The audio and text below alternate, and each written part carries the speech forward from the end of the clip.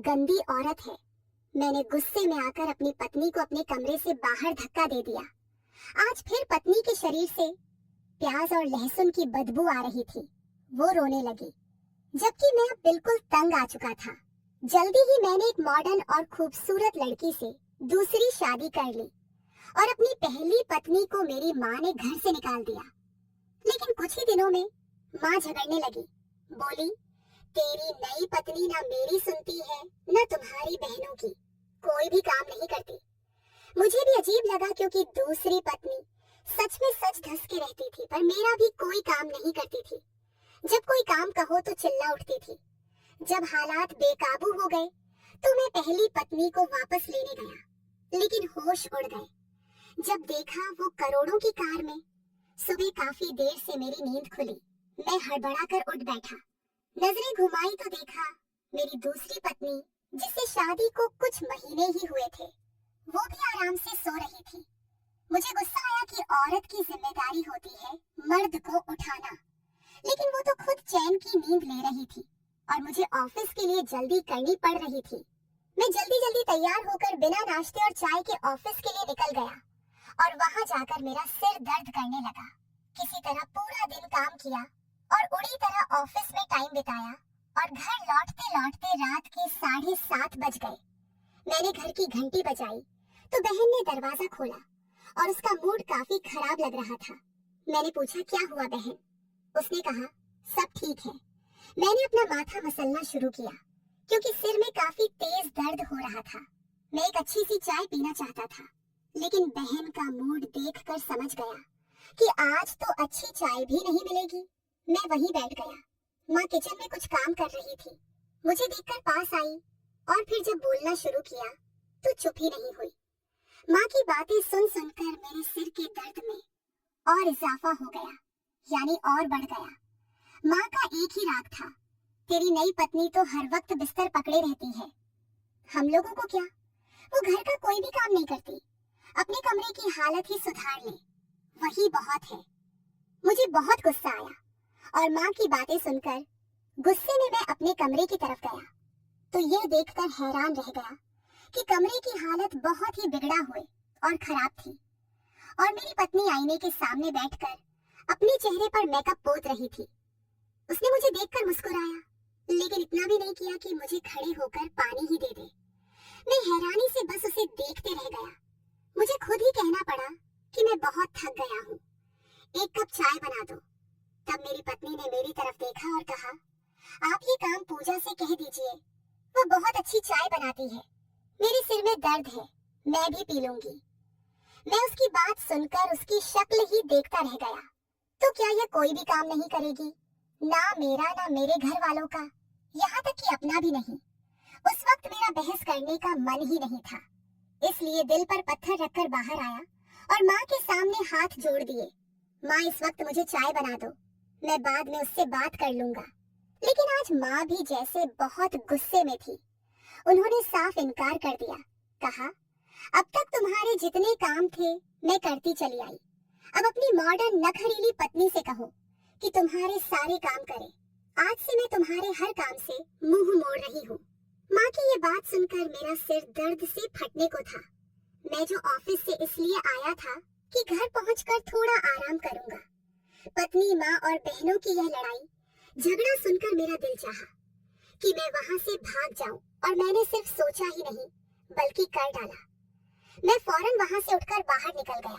कोई नहीं जानता था कि मैं कहां जा रहा हूँ। माँ ने पीछे से 1-2 आवाजें लगाई, लेकिन उसके बाद किसी ने कुछ नहीं कहा। शायद उन्होंने भी मुझे मेरे हाल पर छोड़ दिया था, लेकिन मुझे अच्छी तरह पता है कि मैं कहां जा रहा हूँ। मैंने एक ऑटो पकड़ी और उस पते पर पहुंच गया जहां मुझे जाना था। मैं अपनी पहली पत्नी को लेने जा रहा था, क्योंकि अब मैं थक चुका था। उसे घर से बाहर निकाला भी मैंने ही था और अब लेने भी मैं ही जा रहा था। जैसे ही मैं उसके गली में पहुंचा, जहां साल भर तक मैंने उसकी कोई खबर नहीं ली थी, मेरे ऑटो से उतरते ही एक कार ने हॉर्न दिया। मैंने पीछे मुड़कर देखा तो तब तक वो कार रुक चुकी थी। उसमें से एक बेहद सुंदर औरत उतरी। जब मैंने उस पर गौर किया तो मुझे लगा कि अब मैं शायद सांस भी ना ले पाऊं। सामने का नजारा हिलाकर रख देने वाला था। मुझे अपनी आंखों पर और खुद पर विश्वास नहीं हो रहा था कि यह सब कुछ सच भी हो सकता है। मैं वही अजीब सी हालत में खड़ा रह गया और वह औरत जो गाड़ी से उतरी थी, धीरे धीरे चलते हुए वह मेरे करीब आई और मुझे एक ऐसी बात सुनाई जिसे सुनकर मुझे पूरा यकीन हो गया कि अब मेरी बर्बादी को कोई नहीं रोक सकता। मैं दिव्यांश इस वक्त अपने घर में चुपचाप बैठा अपने बीते हुए कल के बारे में सोच रहा हूँ। मेरा अतीत कोई बहुत शानदार नहीं था, लेकिन अब जो कुछ भी मेरी जिंदगी में हो रहा है उसे देखकर मुझे अपना अतीत बहुत शिद्दत यानी बहुत गहराई से याद आने लगा था। जब मैंने होश संभाला तो खुद को बहनों के बीच घिरा हुआ पाया, यानी मैं मन्नतों और प्रार्थनाओं से मिलने वाली संतान था, इकलौता बेटा जो माँ बाप की बेहद प्रार्थनाओं का फल था। मुझसे बड़ी 3 बहनें थीं और फिर हमारे रिश्तेदारों ने लगातार 3 बेटियों के जन्म पर मेरी माँ और पिता का जीना हराम कर दिया था। मैं अक्सर अपनी बहनों से सुना करता था कि दादी ने 3 बेटियों के जन्म के बाद माँ को घर से निकालने की पूरी योजना बना ली थी, लेकिन जल्द ही भगवान ने बेटे की खुशखबरी दे दी और माँ सच्चे दिल से हर वक्त पूजा पाठ में लगी रहती थी। बस यही प्रार्थना करती थी कि इस बार बेटा हो जाए ताकि उनकी जिंदगी सुधर जाए और दादी भी उनसे प्यार करने लगे, पिताजी भी उनसे नफरत करना बंद कर दे और घर में सुख शांति बनी रहे। जब भी मैं ये कहानी सुनता तो हंस पड़ता, लेकिन मेरी माँ की आंखों में आंसू देखकर मुझे समझ आ जाता कि माँ पर क्या क्या बीती थी। खैर, मेरा जन्म हुआ और सबकी सोच ही बदल गई। पिताजी ने उसी समय माँ से माफी मांग ली थी कि बेटियां उनके लिए सबसे ज्यादा अहमियत रखती हैं। ये बात अब उनको समझ आ गई है। दादी ने भी माँ को माफ कर दिया, जबकि होना तो यह चाहिए था कि माँ दादी को माफ करती। खैर, माँ इस बात के लिए शुक्रगुजार थी कि ऊपर वाले ने उन्हें बेटा दिया, वरना उनकी जिंदगी और भी दुखद और तकलीफों की गढ़ हो जाती और पिताजी भी दादी की बातों में आकर उन्हें तलाक दे देते। खैर, मेरा जन्म मेरे घर वालों के लिए समृद्धि यानी खुशी का कारण बना, इसलिए मैं बहुत लाडला था और इसी लाड़ प्यार में मैंने अपनी जिंदगी में कई गलत फैसले ले लिए, जिनकी वजह से आज मैं सिर पकड़कर बहुत अफसोस के साथ पछता रहा हूँ। ये बात तब की है जब मैं स्कूल में पढ़ता था। मेरे पिताजी ने मुझसे कहा कि पढ़ाई के बाद थोड़ा वक्त दुकान पर बिताऊं।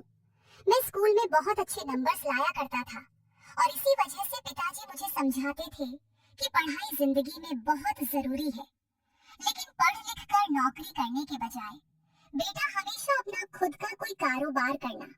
उन्होंने नौकरी और व्यापार दोनों करके देखे थे।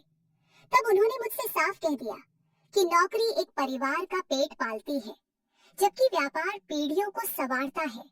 मैं उनकी ये बात सुनता तो दिल ही दिल में कहता था कि मैं पिताजी की कहे बात पर जरूर अमल करूंगा। मैं पढ़ने में काफी तेज था, इसलिए पिताजी मुझे अक्सर समझाते थे कि पढ़ाई के बाद थोड़ा समय दुकान पर दो ताकि तुम्हें बिजनेस की समझ हो सके। मैं आज्ञाकारी बेटा था और पिताजी की बातों को अहमियत देता था, इसलिए मैंने उनकी बात मानकर दुकान पर बैठना शुरू कर दिया। उस वक्त दुकान पर एक गुरु आया करते थे जिनका नाम गोविंद मिश्रा था।